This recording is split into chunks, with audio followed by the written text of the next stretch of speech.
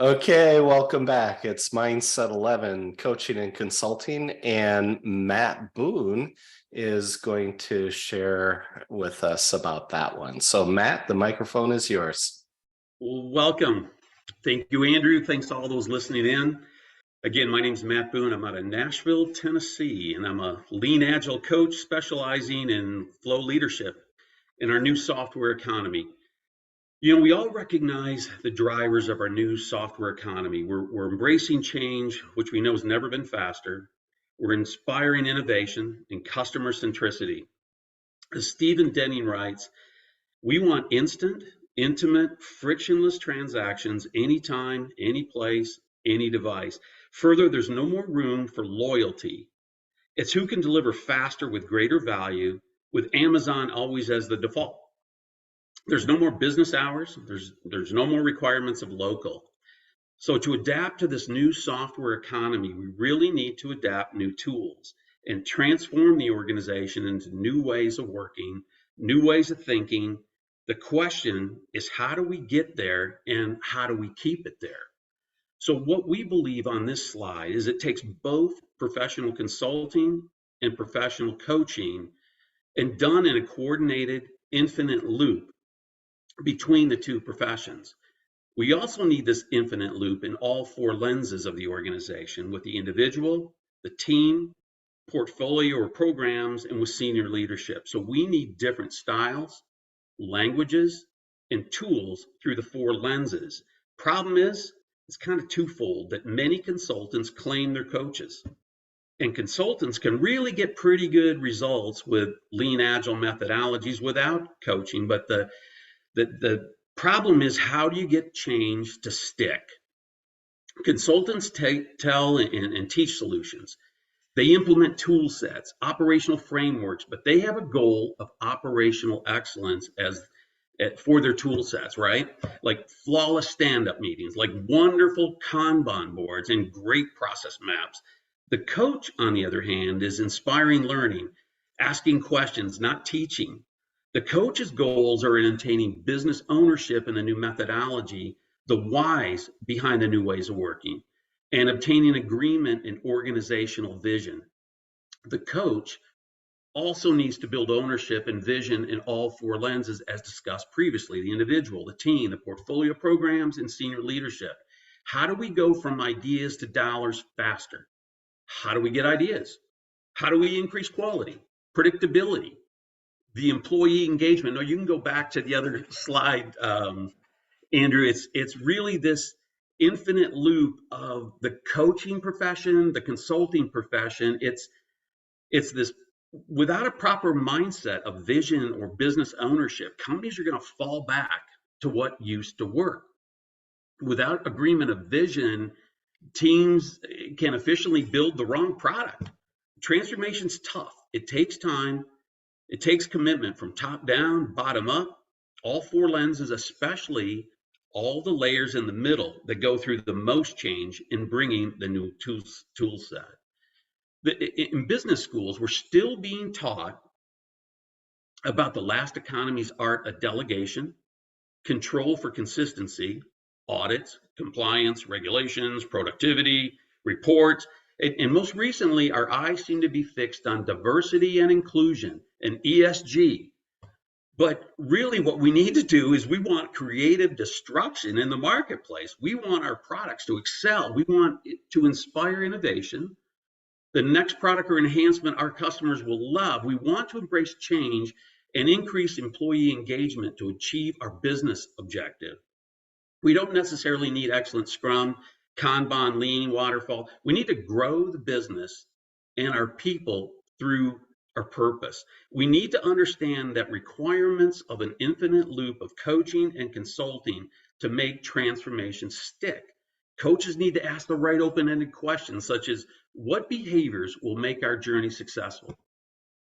From an employee standpoint, from a customer standpoint, what problems are we really trying to solve? What's the real purpose of the company's existence? And can every layer, which we're striving to flatten, can they articulate their contribution in meeting the corporate vision? If the coach can work to inspire learning for a business to take ownership of the methodology, what's behind the methodology that the consultants brought in, you've got a much, much better chance of changing the culture, which is required for the change.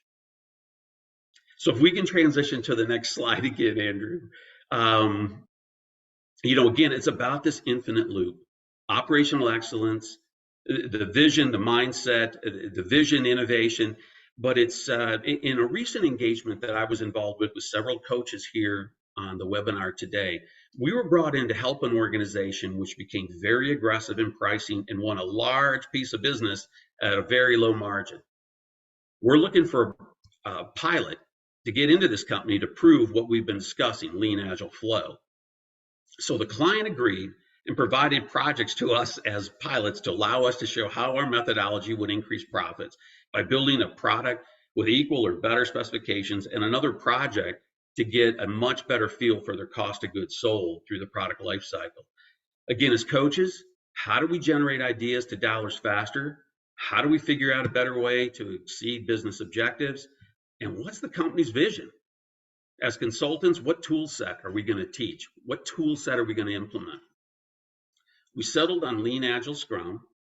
We had numerous workshops, which included some great exercises. We inspired learning of the whys, in this case, the whys of Scrum, with contests and lots of questions to promote thought. As a coach, I was almost fired in the first 2 weeks because the product owner thought I should have been a subject matter expert in engineering. So we had to inspire learning through questioning of why you really don't want an agile coach or scrum master to be a subject matter expert, in this case, in automotive engineering. So within our first 3 months, we did a lot of teaching. We implemented Scrum framework. We spoke about work prioritization, great backlogs, all sticky notes though, blue tape over all these walls, Post-it notes. We had all our artifacts hanging up throughout the corner of the business that we were in. And we had a table, though, that we all co-located. But all of this going on, we had a team that had all been written up on personal improvement plans, and we only had them for 50% of the day. So these folks were on their way out with a goal of maybe 5 configurations in 3 months.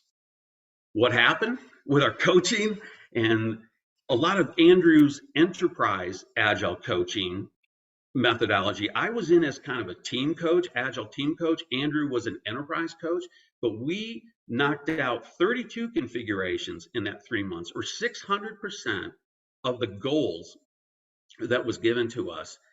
And not only the 32 configurations, not only the 600% in productivity, but our team was costing about $100,000 a month, and that's with the coaches and with the team.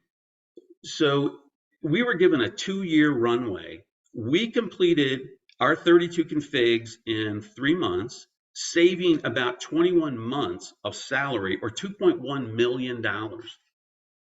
Also, those configurations netted a bill of materials savings of about $3 a unit, and the company had sold 9 million units. So 27 million in cost of goods sold plus 2.1 million in OpEx netted this company 29 million in savings, with a team only allocated at 50%, with a team that was on their way out of the company, all written up on personal improvement plans, about to be fired.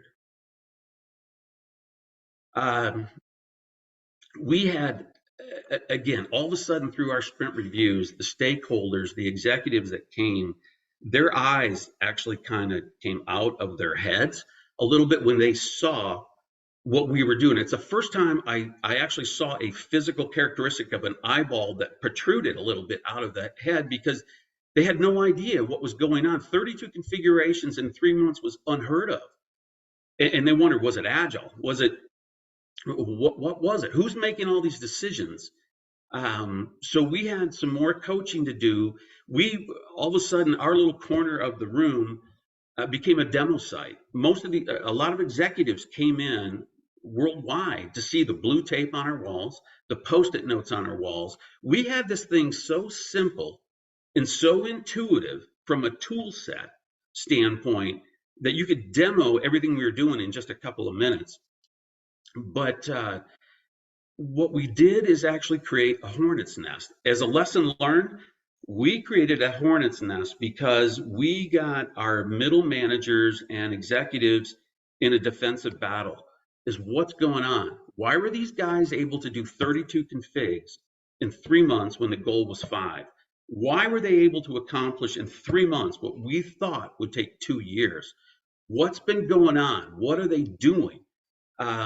So we had to do, actually, Andrew, as my enterprise agile coach, had to do a lot of work in terms of meeting with a lot of the executives to talk about what just took place, and a lot of meetings in terms of what was going on. Basically, we took employees that had tuned out and got them so engaged, so passionate in the process. They loved it because we basically asked them, what is it that you think?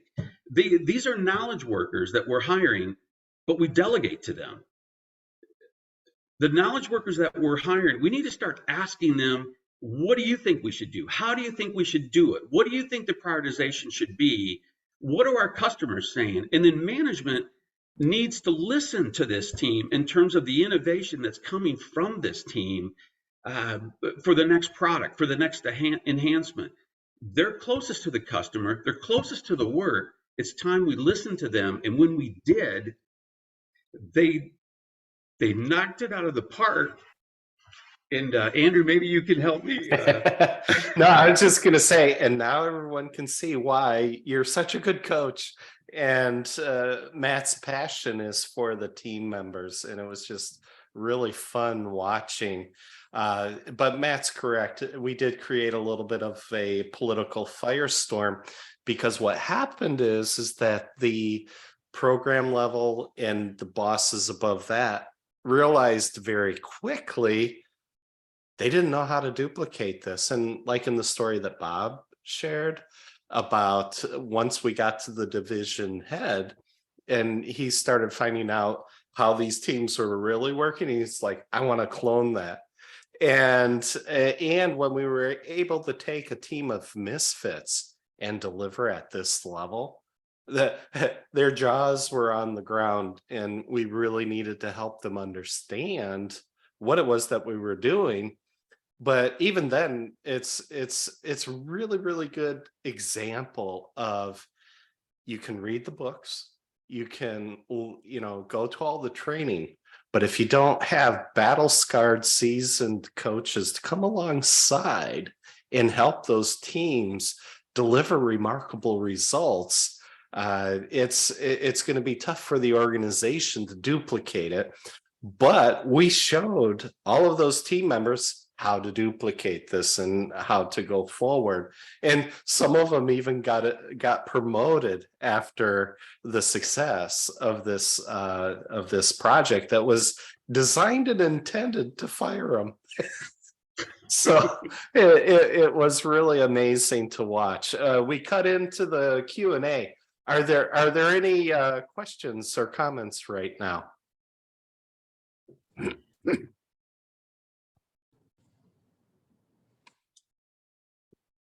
Stunned silence. The contests that we did were all about the NCAA Final Four basketball championship. I'm wondering, though, today maybe we need to do some sort of a waterfall versus agile contest about World Cup. You know what that would be? Nice. You just lit up Jay. I love it. That's true. Okay, I think we're going to, this is a really good spot to end the recording. Thank you, Matt. That was really good. And so I'm going to stop that, and we'll see everybody in the next session. Thanks.